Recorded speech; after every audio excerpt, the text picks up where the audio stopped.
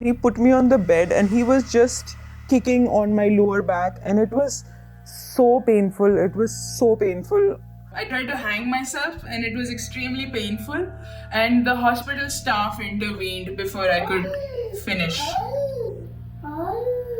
Oh, is this going to be a problem?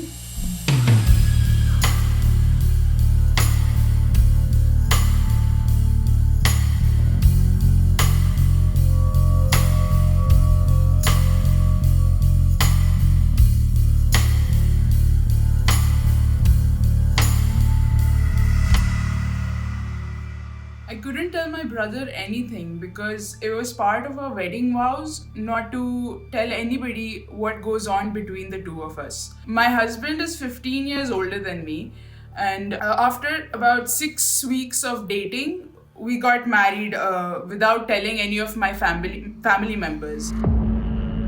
The time I got married, I devoted myself to my husband, started learning things which will make him and his family happy. And to make him happy means to take his permission for every small and big things. Within the first month of marriage, I became extremely suicidal because he used to control everything in my life. What time I wake up, what I eat, what I wear. He used to control who I can speak to, who I can call over to my house. Initially, I did not notice it, but what he was doing was he wasn't letting me spend time with my family and friends at all. I was without a phone for several months. He had made me chew up my SIM card. He also made me chew up my ATM card. He made me delete all my social media accounts, all my email IDs, so that I couldn't communicate with anybody without him knowing. And then ultimately he would convince me that whatever he's making me do is for my own good.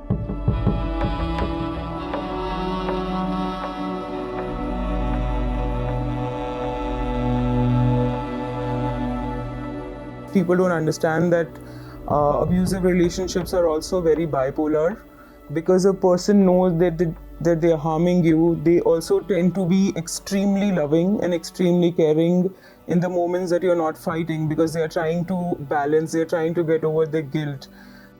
So I always thought that it was just safer to agree with him.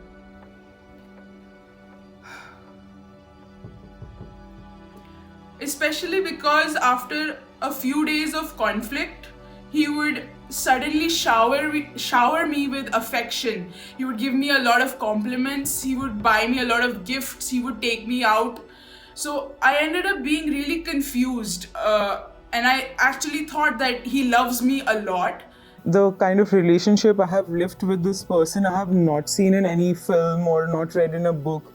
So it was something which was absolutely crazy, because the fights started getting so aggressive and so violent that on some days I thought that he would end up killing me. The moment he slapped me, actually, I was stunned, and it was like, you see in films that the time stops. It was something like that.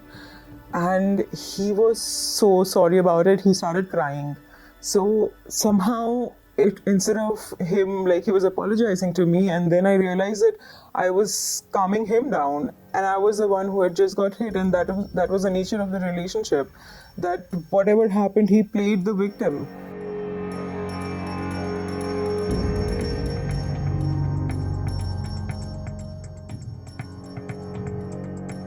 I felt really guilty about bad-mouthing him to my brother. So I confessed to him that I had called him a monster. And he asked me what I want to do to make up for it.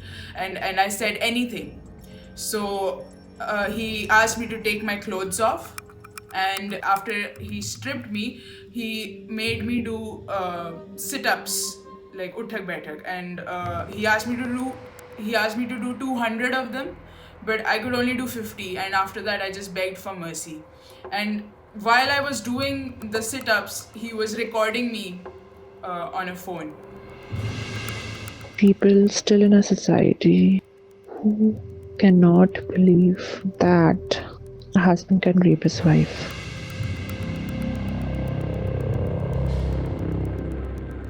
it was Diwali morning. He decided that there's nothing better we can do right now. इसको माँ बना दे तो ही ये सुधरेगी. And so he raped me that morning. Quite a few times he would give me rape threats. Like he would say that I'll get 100 men to rape you. How do you respond to something like that? Whether that person is your partner, your husband, or that person could be any other guy on the road or anything. When someone says I'll get 100 men to rape you, you don't know what to say. I mean, I don't know, we stay in a society where if you talk about rape, everybody wants blood of rapist.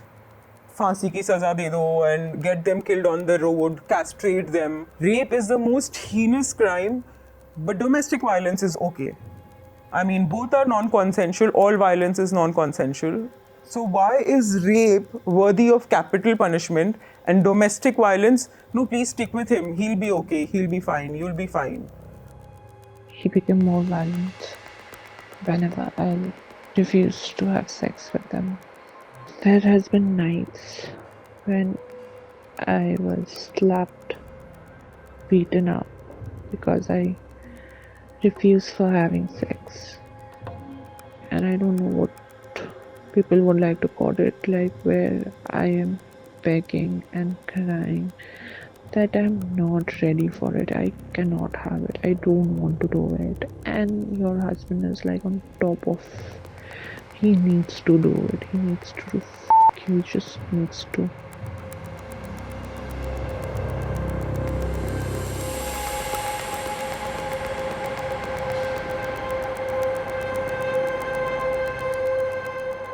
I remember he had just put me on the floor and he was kicking me in the stomach, and it was just so physically unbearable to take that.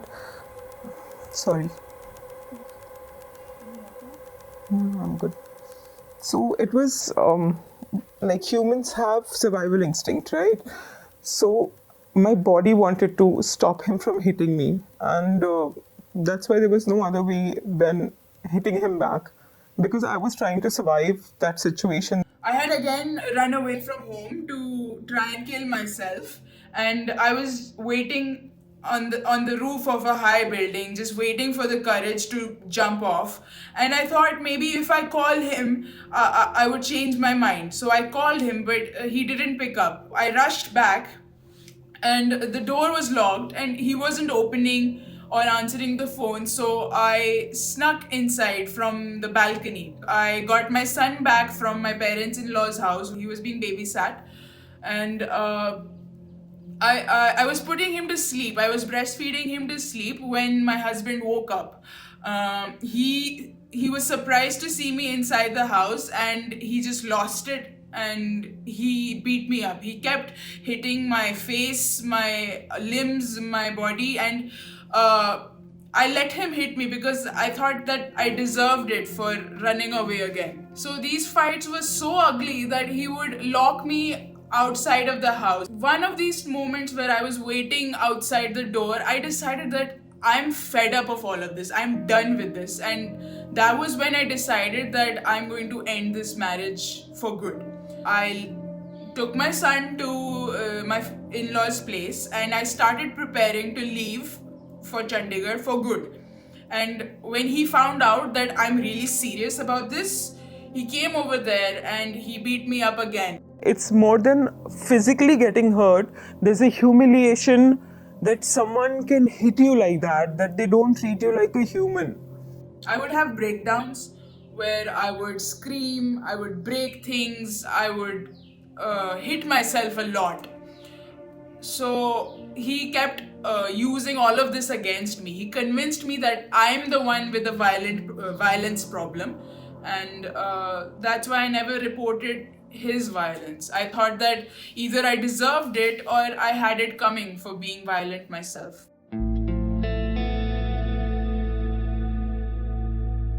This whole stigma of a woman should not be alone. लड़की अकेली नहीं रहनी चाहिए. So she can be with a monster, she can sleep with a monster every night, and she can spend her entire life getting oppressed by a person sleeping right next to her, but she should not be alone. Like, as a middle class person, I can come here, I can talk about it, and I can go to a therapist after breakup and I can heal myself, which millions of women in this country don't have the privilege to do that. I wasn't supposed to be a mother at 24, but it did happen. And instead of focusing on what should have happened or what shouldn't have happened, I focus on what is the reality. The reality is that I am responsible for this child, and I have to do everything for him to grow up to be a strong, happy individual.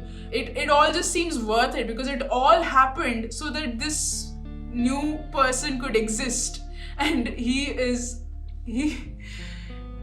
such a brilliant child. And I'm really happy that everything that happened ended up in our relationship as mother and son.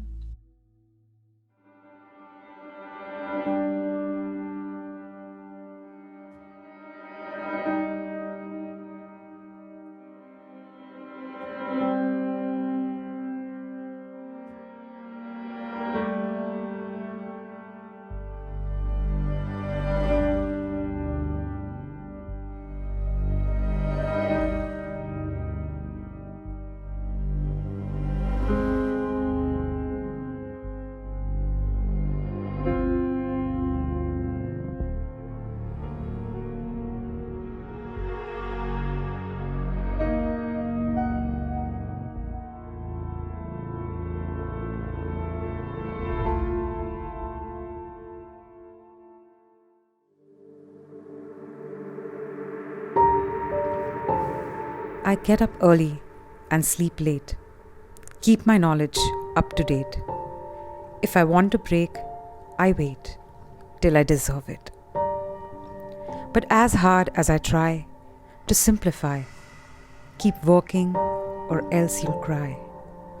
The truth is, I'd almost die if I addressed my pain. And when loneliness gets to me, or I realize that you don't see a reason to work things out with me, I focus. Focus on making our son laugh, never letting him feel that he only has half.